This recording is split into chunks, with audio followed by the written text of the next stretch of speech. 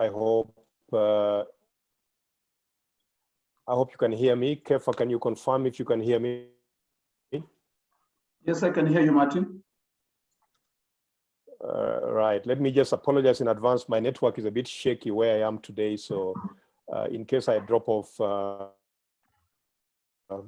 our chief guest, Susan Ngula, will continue and Kefa will host. But let me take the opportunity while I'm still on to really welcome you to this this month's webinar hosted by the leadership group, to thank you for taking time to be with us today. Today we are delighted to be hosting Susan Ngula, who is an accomplished life and leadership coach, and who is going to be leading this session, facilitating this session.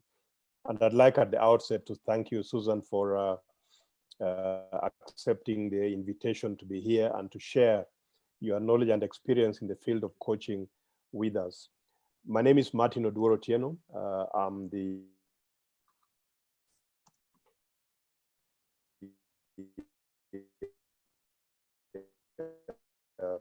founder and CEO here, my colleagues from the leadership group, Kelly, who are co-hosts here, as well as Percy Opio.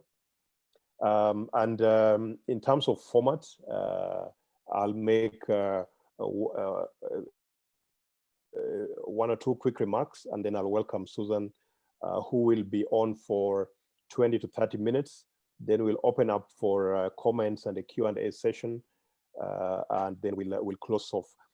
As usual, we will get you out of here by 11 o'clock. We promise to do that so that you can go and attend your other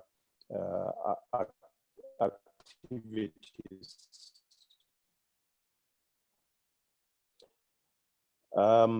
As I did mention, of webinars that we run every month on a topic that is closely related to leadership.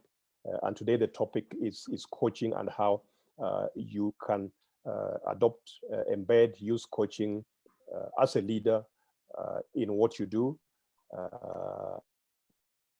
and experience the changes that coaching bring to yourself as a leader, but also to your organization. I'll leave the rest of it for Susan to explore and to deal with. Just to say that at the leadership group, with leadership development, we work with lots of organizations in that space, as well as board governance, where we work with boards of directors in the area of board effectiveness, but we also do governance audits as well as board evaluations.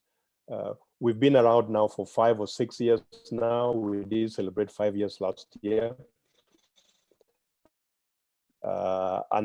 Kelly has posted in the chat box our website address and our other social media pages for social media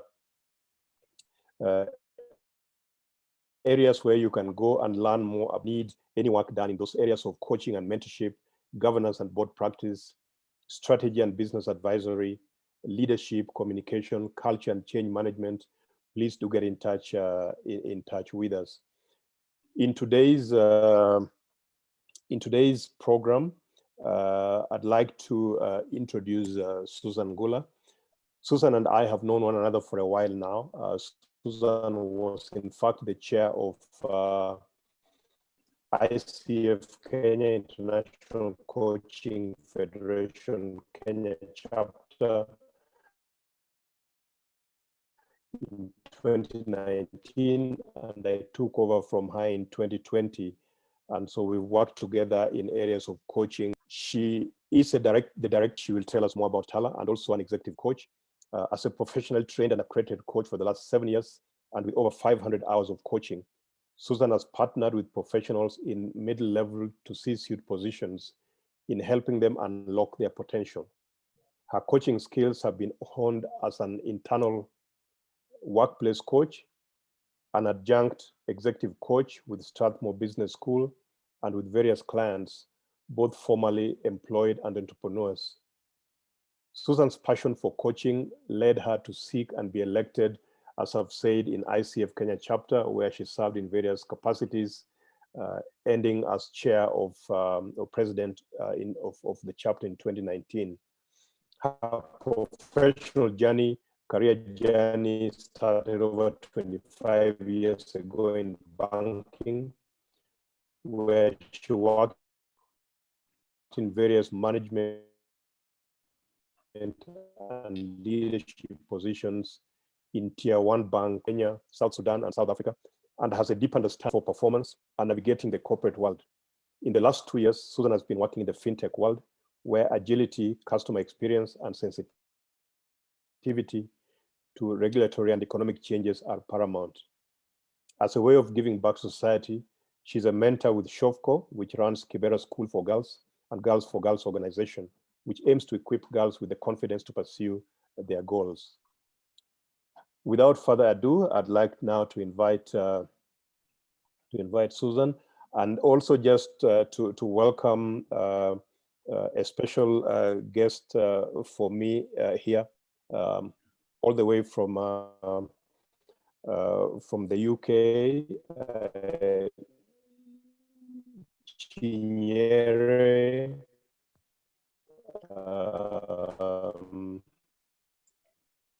Chinyere, where are you? Can you show your face for a second? Chinyere? Oh, I'd like to welcome her, especially because she's recently published a book on governance, and she's given the details in the chat box, which I'd welcome you to look at if you are interested in that area. So thank you all very much. Susan, over to you. Thank you very much, Martin, and good morning, everyone. I'm happy to be here. We can now see Chinyare's face. So Chinyere, you can wave. All right, yeah, so Martin's internet was rather unstable. I'm hoping mine will not behave the same way, so that we can then be able to have an engagement. So thank you, Martin, for the intro. And I'd like us to start. I will be asking you to chat with me on the chat box, to share comments, to share questions as we go along. And I'll be inviting Christabel to, read some of the chat. So let's make it as interactive. I may not be able to ask you to unmute and contribute as we go through it, so that then we can be able to observe time. But we'll definitely have a time at the end where Martin will come in again and facilitate the Q&A. So let me start off with sharing my screen.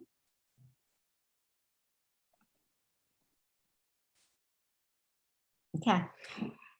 Christabel, please confirm that you can see my screen. Yes, Susan, I can see your screen. All right, okay. So today morning, we're going to look at coaching as a tool for unleashing your personal and organizational leadership. So it's two-pronged. If we tend to look a little bit more at the organizational leadership, we'll still be making reference to you personally and how can coaching help you. And I think as we go along, it's a chart. So as I go along, I'll probably also be talking about how have I seen coaching also being beneficial to me. Okay. Right. Sorry, just 1 minute. So coaching, what is coaching? And why do I coach? Or why should I coach? Or why should I work with a coach? And once we appreciate that, then the question will be, how do I coach? So these are some of the reflection questions that we'll be looking at this morning as we have our engagements. So what is coaching? And please, as we go along, like I said, please do put your answers in the chat box. And from your own understanding, what is it? There are various definitions. I've quoted two here.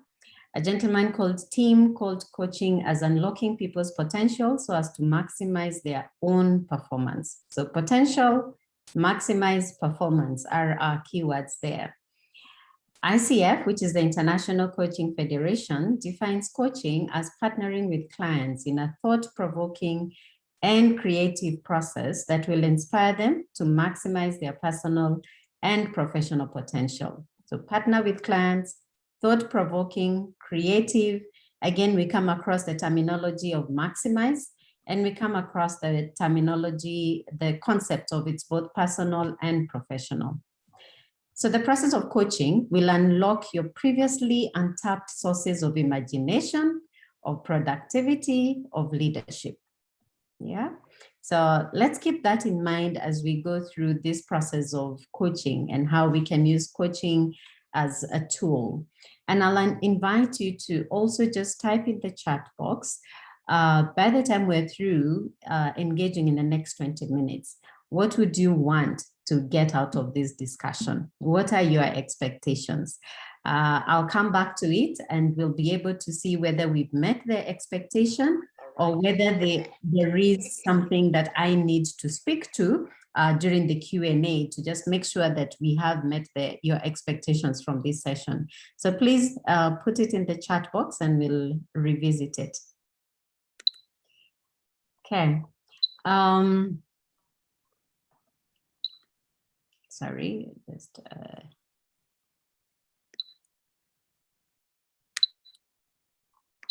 okay, this happens sometimes. Let me get some people. I'm seeing some interruptions, but you can still see my screen.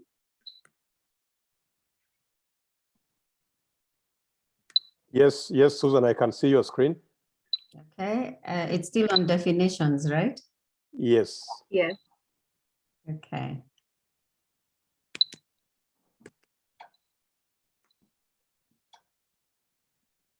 Okay, all right, apologies for that. So again, looking at coaching, it's really looking at your own development, but we do know that sometimes when it comes to terminologies, there are things that we tend to probably interchange, but there are some differences. And in this particular slide, I just want to look at what are some of the comparisons. So we've already said coaching is looking at your potential. It wants you to maximize your personal and professional potential. Now, when it comes to mentoring, the question is what? So the question in coaching is how? How do I maximize my personal and professional potential? The question in mentoring is what? What do I do? So when you work with a mentor, you're saying this is somebody who's a subject matter expert and you want to learn from them. The question in counseling is why? Why do I do certain things? Why do I behave in a certain way? And when it comes to training, there's a technical gap. You'll be asking, how do I do this? What do I need to do? And why do I need to do it? So that just gives you at a very high level, some of the comparison between coaching, mentoring, counseling, and training. We however appreciate that all these interventions are really looking at how do I develop myself, So the end game is that there's development. It's just that the approach may be different. The focus for coaching is the present and the future. So is it the same for mentoring? Counseling tends to look a little bit, to spend more time looking at the past and, a little of understanding why you are currently behaving in a certain way. While training can be both for the present and the future. Yeah, I think we already talked about the aim for coaching, aim for mentoring, which is developing skills, for counseling, which is to overcome any psychological barriers, and for training, which is to help you develop skills. So that table gives you, at a high level, some of the differences between coaching, mentoring, counseling, and training, because I know we sometimes use it interchangeably, but the objective, the question being answered could be somewhat different, depending on what the person that you're engaging with, what it is that they've come to you for. So since we're looking at coaching as a tool for developing your leadership styles, let's look at leadership styles. And I think as we are starting the topic on leadership styles, a good question to ask ourselves is, what makes a great leader? What makes you a great leader?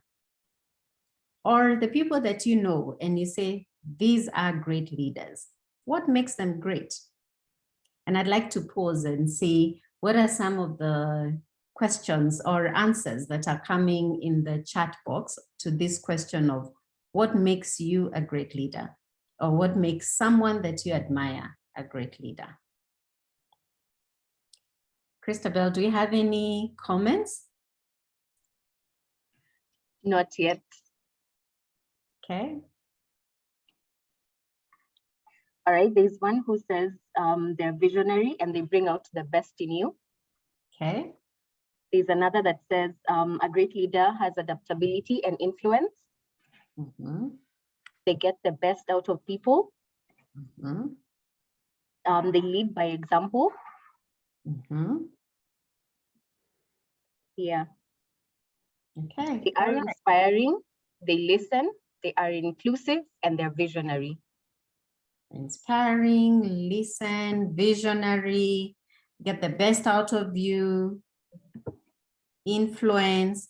So I hear a number of things that make a great leader. And all of them are correct, if I may say so, because a great leader will provide task clarity. They're going to cast the vision, and we've had that. They're going to build relationships. They're going to draw on the team input and they'll influence them. They work well with people. They provide feedback.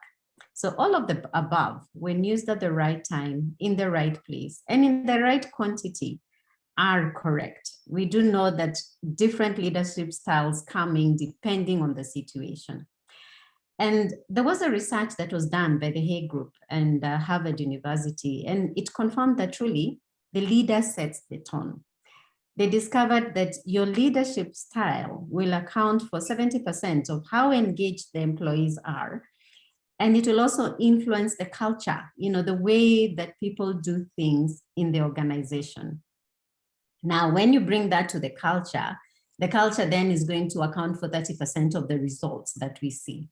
So truly, you as the leader, you definitely set the tone for how the institution is then going to be able to perform, how they will be able to achieve their strategies, how engaged your employees will be, how well you attract talent. And that's why today, as we're talking about coaching, we'll be asking, how can you have a coaching approach?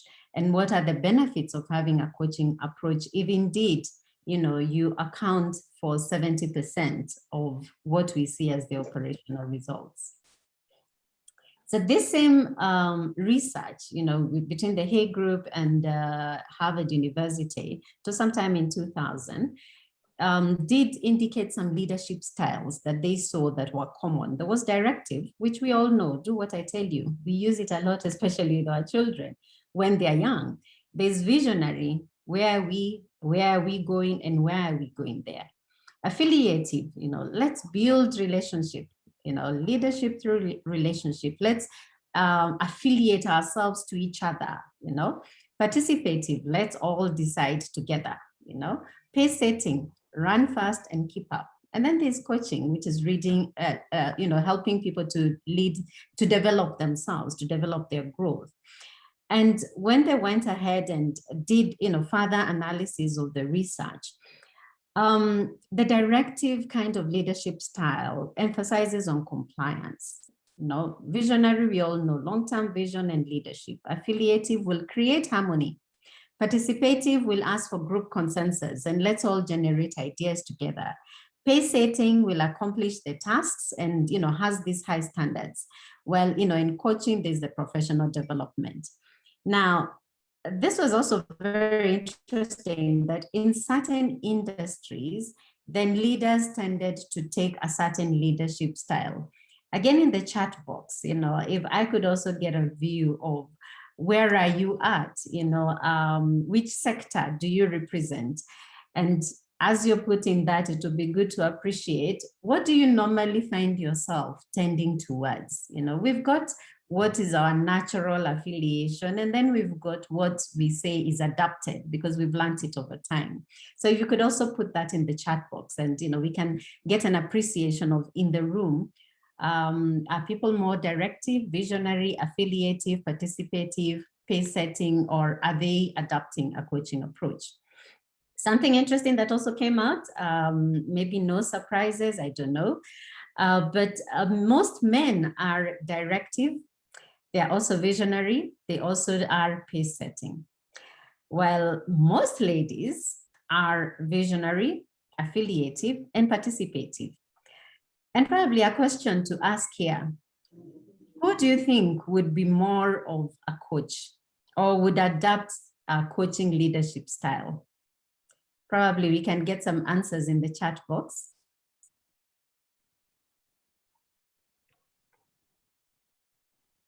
Any responses?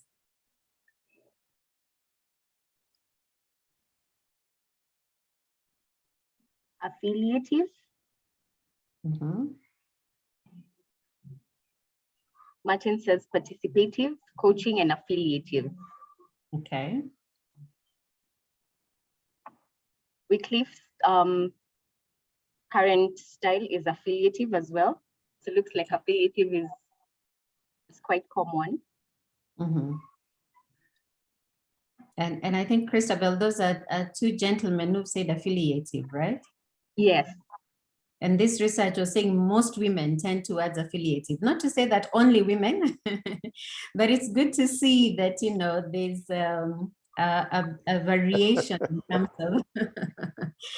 in terms of even the gender and the leadership style. So coaching, do you think it will be more ladies, more men, or is it both?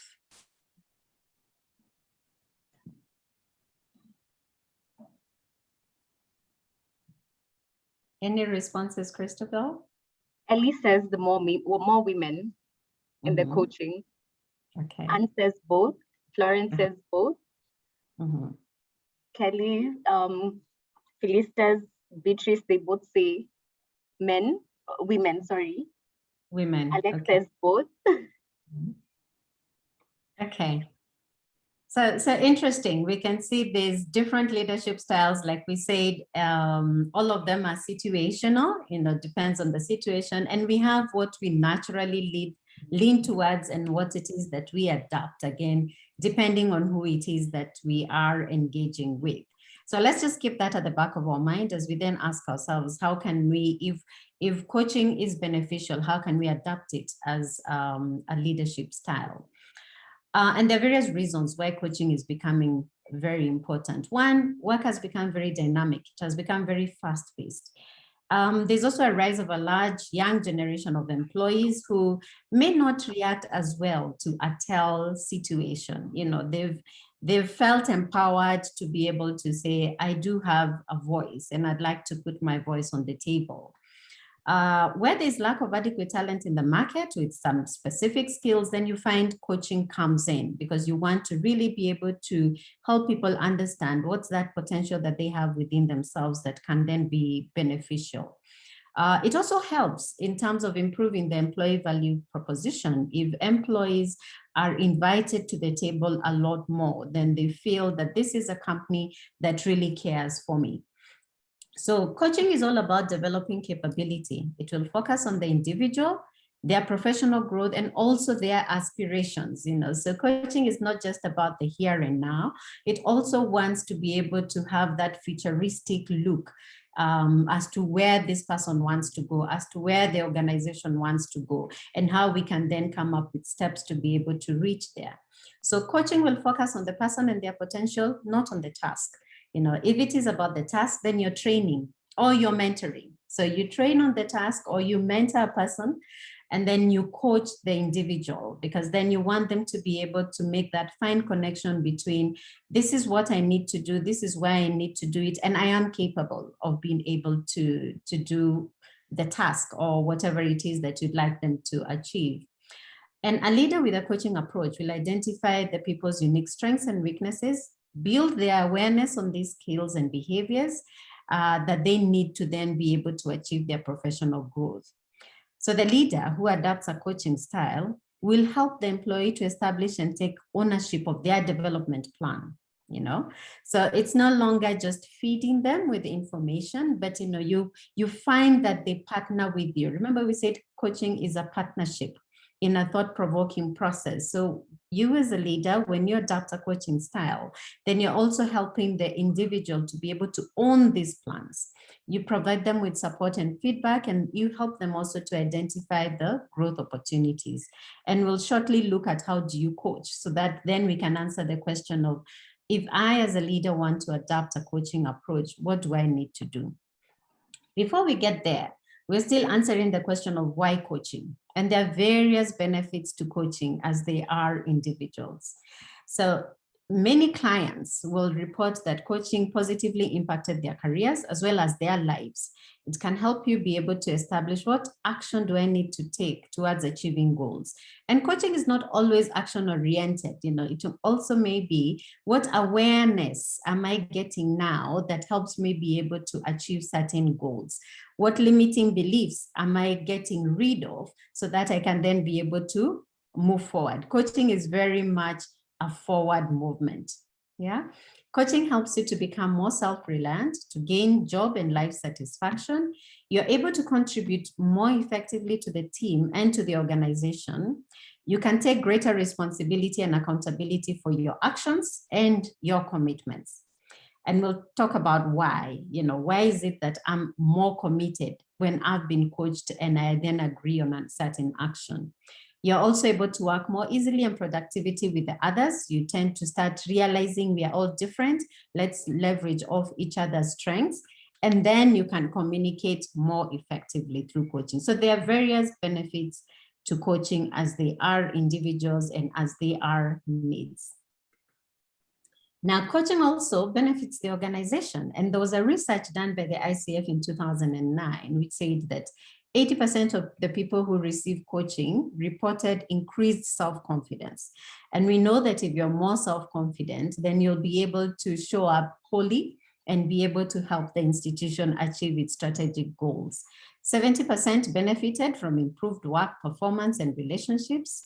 And there was even more effective communication skills. 86% of the companies said that after sponsoring their teams for coaching, they were able to recoup their investment because then the team was able to really help in terms of achieving the strategic goals or the results that are needed.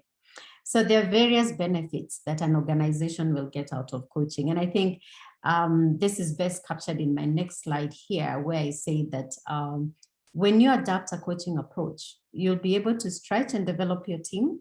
Yeah, stretch them because you help them be able to realize their strengths, their potential, and be able to really show their best foot, forward when it comes to the way they do work. You're also able to unleash new ways of doing things, within the institution. Let's come together. What do you think we should do about this? What are the challenges that we're likely to face? You increase their motivation and commitment. You improve decision-making because they do feel empowered. You bring greater clarity to the goals and objectives. If there's anywhere where there was a bit of ambiguity, then through coaching, you can be able to help answer those questions. You facilitate a process in which your team is much more aware of what do we need to do? Why do we need to do it? Where do we need to go to? You enhance self-awareness. Remember, we talked about coaching being a way of you helping the individuals realize their strengths, come up with a development plan and own it. You also improve responses to change, through coaching. One is able to realize that we live in a changing world. How can I be able to adjust myself to these changes? You also build greater confidence and self-reliance. The team doesn't wait to just be told, they feel empowered to also come to the table and say, I think this would be beneficial for us as an institution, for us as a team, for me as an individual, if I am to really help the team be able to achieve the strategy. So various benefits of an institution or a leader adapting a coaching approach as they engage with their teams. Okay. How do I coach? So probably in the chat box, just to take a 1 minute pause, I could ask, who has received coaching? Who is convinced that coaching is beneficial to them as individuals, to the institution, to them as leaders?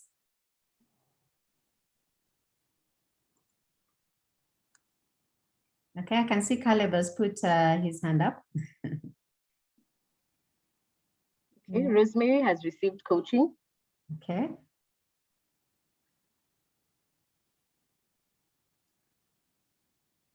Anyone else who's received coaching? Radido Shadrach has received coaching. Mhm. Ellie says she has friends who really grow as a result of coaching. Okay. All right. Caleb and Alex have received coaching as well. Hmm. And Audrey has put her hand up. And Dr. Churchill Mwinde also put his hand up. So we do have a number of people who've received coaching or know of friends who have received coaching. And in case you're still not convinced that coaching will benefit you as an individual or the institution, put a thumbs down. We will revisit that and see how do we then have conversations around coaching and what we see as the benefits. Okay, so let's go into how do I coach? It all starts with listening. Yeah, and there are various ways in which you can be able to improve your listening skills. We talk about actively listening. What is the client saying? What are they not saying? You know, what is your team member saying, or what is the person not saying? What are they communicating with their voice verbally, but what are they communicating with their body? Do I see an alignment? So actively listening to what the client is saying so that you can be able to know what's of significance to their values, what are their behavior patterns, what are their strengths, are they self-aware, are there any limiting beliefs that are coming in, you know, when the person is probably reacting to something you may have said. Then you ask thought-provoking and powerful questions. And, you know, sometimes in coaching, when we talk about powerful questions, somebody thinks it's the question that uses the English language, you know, in its full totality, the King's language. But really, asking a powerful question, what makes it powerful is the fact that it's what the person needed at that time to be able to get clarity and to get awareness. You know, I posted something on LinkedIn when I said, the question of tell me more is very simple, 3 words, very simple. But when you're asked to tell me more, it invites the person to double click, to dig deeper into a particular situation. Yeah. Then you mirror what's the client language and reframe their perspectives. We can't communicate if probably the language that I use is different from yours. If I use simple English and somebody else is using a more complex language, we may not be able to communicate. So, you know, for avoidance of doubt, you mirror the other person's language.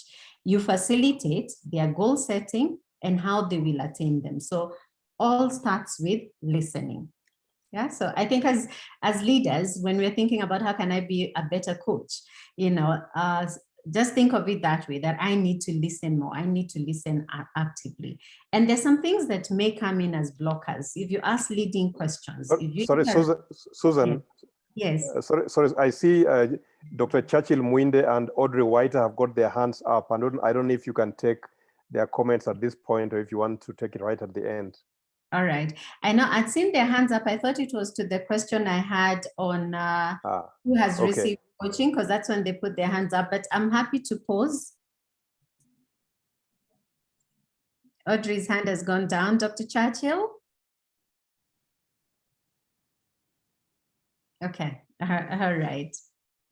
Okay, so we can continue. So some of the communication blockers, it's where you interrupt prematurely, you ask closed questions, you ask why questions.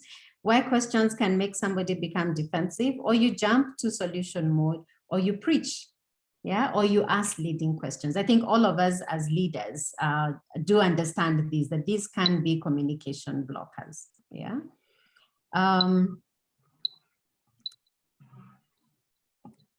Every time somebody is in the waiting room, and it gives me that, it sort of pauses a bit when it comes to moving to the next slide.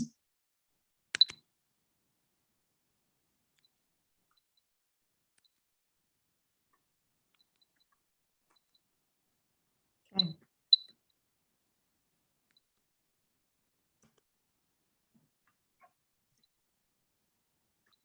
My slide hasn't changed as yet, right? No, it hasn't. Okay. All right, let me just escape and continue even as I get it to behave. We shall not interrupt you now, Susan. Yes, that was you, isn't it? that was you. All right, let's continue. I'm about to finish. So we've talked about what is coaching, why do we coach, or the benefits we see to coaching, both to the institution and to you as an individual, and then how do we coach? We said it all starts with listening. And there are two ways of coaching. There's many different methods of coaching, but I'm just going to talk to two. One is on the spot coaching. I think we do this where you ask somebody what worked well, what did not work well, what can be done differently.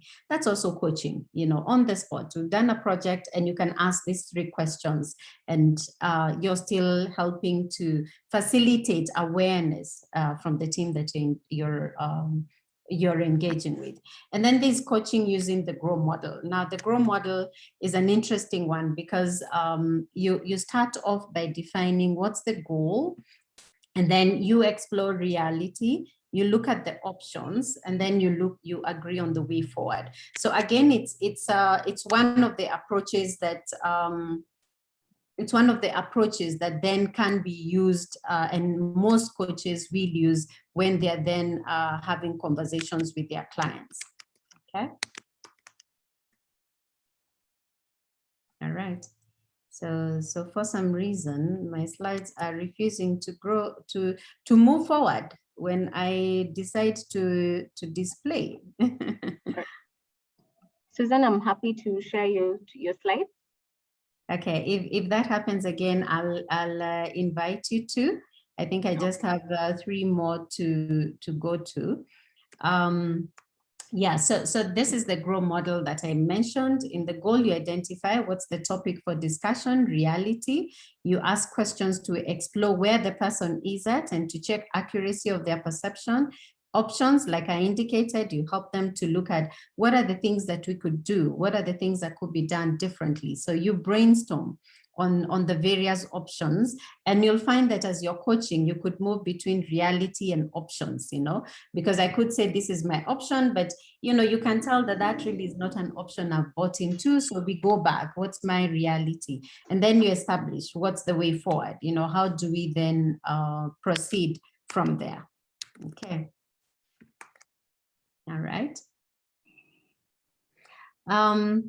And then, so that's the GROW model. And I think, like I mentioned, I just have 2 more slides that I will then display. So I don't think there's need for you to do it on my behalf. Because then I'm finishing with the coaching. Right. And then I'll invite Martin to then also take us through the Q&A. So 2 methods that we could look at when it comes to coaching: on the spot coaching, which is where you ask what went well, what didn't work well, what can we do more of, what can we do less of, depending on how the situation was. And then the GROW model, which I said, let's look at the goal. What's the current reality? What are the options? And then establish the way forward. So some coaching tips. All the information is with the coachee or the person that you're engaging with. All the information is with you because you're the resident expert on you. Yeah. You say you're your own subject matter expert. Susan knows Susan very well. But then Susan may need a coach to then be able to bring to the fore either things that are residing in the subconscious of Susan or things that she's never really taken time to be able to put on the table and address. Yeah. So all the information is with the coachee. And in coaching, we do not give answers. We don't give advice because we appreciate that no one knows you better than you know yourself. And then asking creates buy-in. Yeah, when you ask, you create buy-in, and then you get the results. People are more motivated to carry out their own solutions. You get vested. If I have said I will do this, then I am much more vested in make sure that it succeeds, as opposed to Martin told me to do, or Kelly told me to do. So asking creates buy-in. Asking empowers. 80% of the time, people already know what to do. They just either don't have the confidence on how to do it, yes, there could be some limiting beliefs that are making them not be able to do it. So asking empowers people. And I think a lot of us can attest to that, that asking will empower. Asking is also going to develop your leadership capacity. By simply asking, what could you do about that? People stop depending on you. So for you as a leader, coaching is actually going to give you time back. It's going to help you be able to develop some capacity, because then I'm no longer just telling and directing, and people are not just waiting that they can't move before I as the leader have spoken. So asking will develop leadership capacity. It will build the responsibility muscle of the team that you're then engaging. So all these are coaching tips which I would like you to go away with as you think about how do I adapt more of a coaching approach as a leadership style. We looked at 6, and we said in 2000, very few industries were looking as if they have tended to take more of the coaching as a way of leading their teams. Maybe now, if the Hay Group and Harvard do another research, probably the results may be different, but as at 2000, coaching was still coming in as a leadership style and had not been fully embraced by all, or none of the teams seemed to come out very strong in terms of adapting it. So I think for us today, if we look at coaching and if we appreciate the benefits that one can get out of having coaching conversations, then we can be able to change that narrative in terms of coaching. Okay. All right. So the next one really is our last slide. I did start by asking, what were your expectations out of coaching, out of this session? And I never looked at the chat, but this would probably be a good time for us to then invite Christabel and Martin to then take us through what were the people's expectations. Have we been able to meet the expectation out of this engagement? Any questions or comments or additional information? And most importantly, just to hear from the team, what insights, awareness, or commitments are you going to embrace from this session? So Martin, I can hand over to you to take us through this last part of our conversation.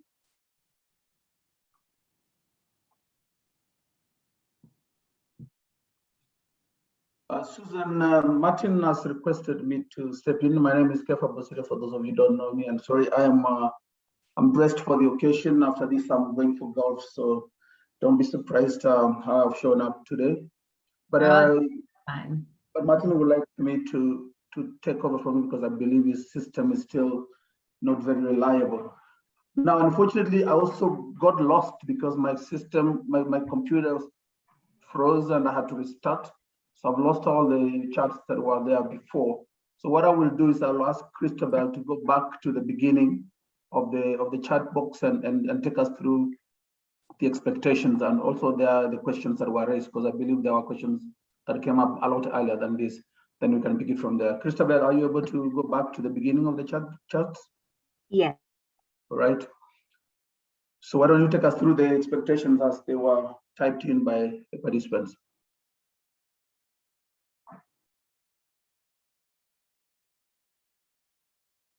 Finding a great coach. That was one of the expectations.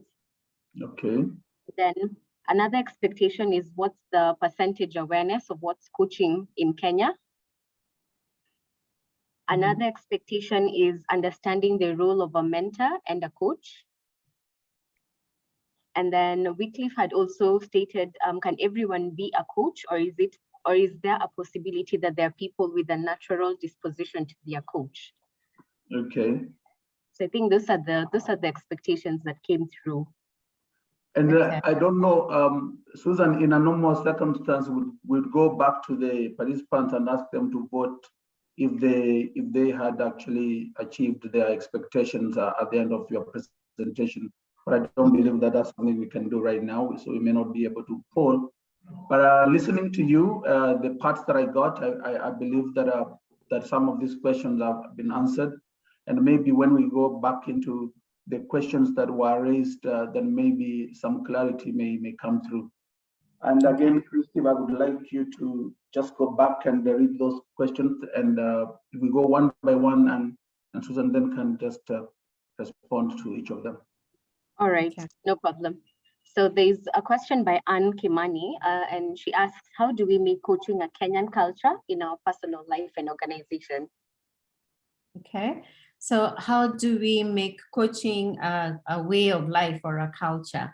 And I think it all starts with us. You know, if I was having a coaching approach, putting on my coach hat, I would ask you, what do you think? Or how can you as an individual then be able to adapt coaching? So really it goes back to, if you appreciate coaching, you as a person, then one by one, we can start changing the culture. We can start changing the nature of the conversations that we have in the office place. And I think even as we look at the employees that we are now attracting, they will call for us to have more of a coaching approach, because I think even the education system is now inviting students to also come to the table and let's all learn together, you know. So I think as we go along, as we talk more and more about coaching, as we embrace coaching as individuals and as leaders, we will then be able to influence how we all engage in the society. Okay. Right. Go on, Christabel. All right. Kefa, can I proceed to question number 2? Yes, go ahead. All right. The second question is, what are the different elements of life that you can get coaching on? Okay. So different elements of life that you can get coaching on. Remember in one of the slides, I did indicate that the benefits of coaching are as diverse as they are individuals. And I would say the same thing, that the coaching topic or the coaching topic or whatever it is that someone is looking for may be as diverse as they are individuals. So I call myself a life and leadership coach. You know, Martin is an executive coach. When we go through, we have business coaches, we have wellness coaches. So depending on what the individual is really looking for, you could find that you can be coached on practically any topic. You know, you can be coached on practically any item of interest. We say as a coach, we need to be experts on the process, not necessarily on what the person is bringing to the table, because we also accept that you are the master of you. You know, you understand yourself very, very well. So I would say that there's a whole variety. Why coaches distinguish themselves, it may well be that when they were training, there was a higher affiliation to, I want to work with the business. I want to work with entrepreneurs. I have a passion for entrepreneurs. So I will get coached on the coaching process. And probably with a bias on how to engage entrepreneurs and to understand their industry even more. But really, at the end of the day, what a coach needs to do is be the expert on the coaching process, and they can then be able to facilitate your awareness and your clarity on a variety of topics, you know, on the things that you will be able to bring to the table. All right, thank you, Susan. Okay. Audrey asks, my query was, how do I maximize on my coaching engagement? How do I maximize on my coaching engagement? Okay. Yeah. So Audrey, I think I would want to understand a little bit better in terms of your question. Is it you as a leader, how do you maximize your coaching engagements with the persons that you are engaging with? Or is it you as a client? Yeah, and probably then if I was to look at it, assuming that you probably want to get to hear from both sides, I would say if it's you as a leader who's then coaching, remember what we said is listen, you know, listen. And once you listen very actively, you'll then be able to ask questions that are going to increase the person's commitment, awareness, insight, clarity on whatever the issue is that you're guiding them through or you're coaching them through. If it is you as the client who's receiving coaching, we say come with a very open mind, come with that spirit of vulnerability. I do trust this person that I am going to speak to, and I'm going to be very open about it. Yeah, because if there's no trust and intimacy between you and your coach, then you will find that there will be a barrier, in terms of you just getting that awareness. So it's always important to go to a coaching session with that whole idea of, I'm going to be vulnerable. I want to get the most out of this. We say coaching is a confidential conversation. So you do not expect that you will hear about the discussion outside of the coaching room. Okay, so I do hope, Audrey, I've sort of clarified. I know I didn't invite you to elaborate more because I don't know how many questions Christabel has. And she promised us that we will be through by 11. So yes, actually, Audrey mentioned that it was in relation to being a client, which you have addressed. Yes. All right. All right. We still have one last question. One more. Yes, we just have one. And this is by Caleb Momani. And he asks, how best can I invoke the organization I work in to embrace coaching as part of the employee development program? Okay. So one of the things, Caleb, that you can do, I believe Kefa, Martin, Christabel could also be able to take that, because you could invite a partner such as the leadership group to then come and carry out an awareness, a coaching awareness at the institution. So that could be one of the ways in which you can then be able to start engaging them or helping them be able to appreciate coaching as a necessary intervention. I know most companies, we've always looked at training, but I think now we are at a situation where we say, we've trained you, you technically understand what needs to be done, but you're probably not doing it. So how do I make sure that I embed that training? And that's where coaching comes in, to just make sure that you work with a person and you can be able to help them be able to embed or to show up as what you have trained them to be able to achieve. So I'm sure the leadership group would probably be able to assist in terms of just creating that awareness within your institution. Thank you very much, Susan and Christabel, for that great presentation. Susan, I believe that all the participants need to go to their laptops and give you a virtual clap for a very, very splendid presentation. Thank you. I believe all of you can access that small icon somewhere down there, and let's celebrate her. And yes, Susan, as a leadership group, we do approach organizations with the view of helping them, first of all, create awareness on what coaching can do for them, but also how they can develop and implement workplace coaching programs. And therefore, this is it's an area where if any of our participants wishes to pursue further, Kelly, I believe you have given them our contacts. We can get in touch with us and we can get this conversation going and see how best we can help you bring it to fore. But also, as you know, Martin is an executive coach on behalf of the leadership group. And therefore, for those of you who probably wish to start discussing how can you be supported to maximize your potential, again, do get in touch with us. But also on the training front, over the next 3 months, I think we have 2 programs that are 1-day and 2-day workshops on leadership, on coaching as the leadership tool and coaching for performance.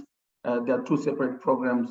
And again, Kelly, we should be sharing with you our calendar if you need to get to become a part of that. Again, just get in touch with us and we see how we can help you. I want to thank Susan because we've run out of our time now, and thank Martin on behalf of everyone else, as he cannot come back on board. Thank you, Kelly and Christabel, who are the background, and most of all of you participants for joining us for this webinar. We will be sharing information on the next webinar, which is for next month, and it will be on the topic of cybersecurity. And we do hope to see you then if it seems to be an area you are interested in. So I want to thank you again and wish you a very good day today. Thank you. So bye, everybody. Thank you, Kefa. Bye-bye.